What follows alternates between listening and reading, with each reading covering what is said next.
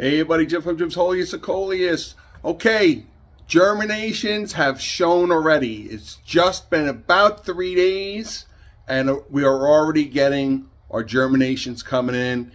Good news, and I hope if you're following along, and specifically if you bought seeds from me, you get the same results. If you don't worry. It doesn't mean anything. It doesn't mean I'm better than you. It doesn't mean that you're doing something wrong. There's a whole slew of different things, but generally, if you follow along with me and you get the same setup as me, you should get the same results. But be patient. Your germinations, if you're following along and you're growing Coleus from seed, you should get germination coming in soon. So anyway, let's take a look real quick. I'm going to tell you a little bit about germinations and what the next step is, what you can expect and what you need to do. All right, so here we are. You can see the little dots coming in. We're gonna zoom in real quick, and you can see the little germinations coming in. And as I had mentioned, try to keep. Let's get back out a little bit. Try to keep your pods if you're doing pods and so forth, or pots. If you're doing pots, you have a little more room. But I generally overseed my pods. I generally do 5 to 6. I suggest 4 to make it easier so you don't have to go crazy separating them later on. But I do overseed a lot of mine because I've been doing it for so many years, and I also pick out, as I mentioned, the strongest, best ones. Okay, so let me zoom in a little bit here just to give you a little background. These little germinations, let's make sure that they're, put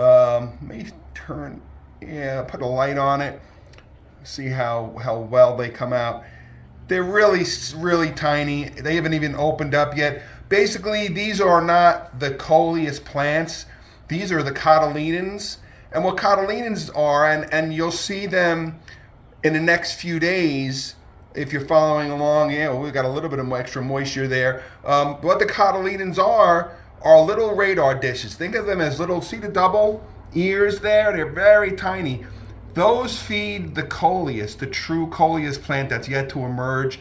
Those, think of them as little radar dishes. And what they do is they bring in the energy from your grow light or your natural daylight, sunlight, what have you, and convert that into energy, photosynthesis. So that's what those little cotyledons are. So, and they'll stay on your plant until, they can stay on for the whole life of the plant. After a while, they'll become redundant. They don't do anything. Don't mess with them. You don't have to break them off. If they fall off, don't worry about it.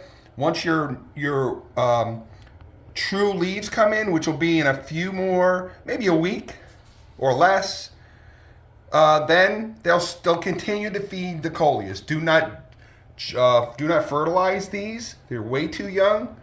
We'll get into when to fertilize later on. But you can see we got, I'd say, well over 90% germination.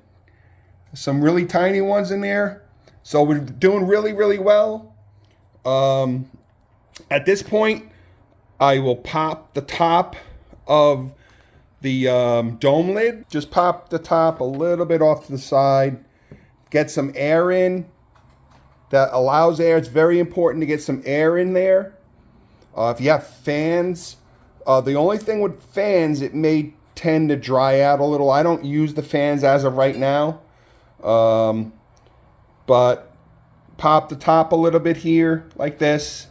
If you're using seed starter mix in little pots, loosen the saran wrap off or the clear covering, whatever, a little bit, just to get air in there, and that's sufficient. That'll keep the moisture going, but still provide the air. And later on, generally, the pods that will dry out first will be the ones along the edge.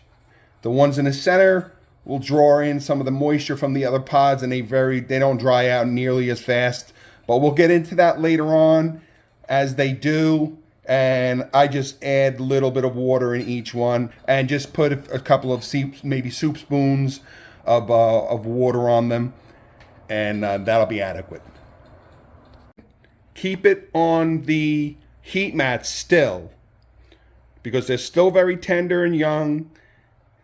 And in a few more days, I'm going to remove the heat mat and keep the dome on. You want to keep the dome on. What the dome does is it retains the moisture, it keeps that ecosystem going. You're going to see some of them might dry out a little more than others.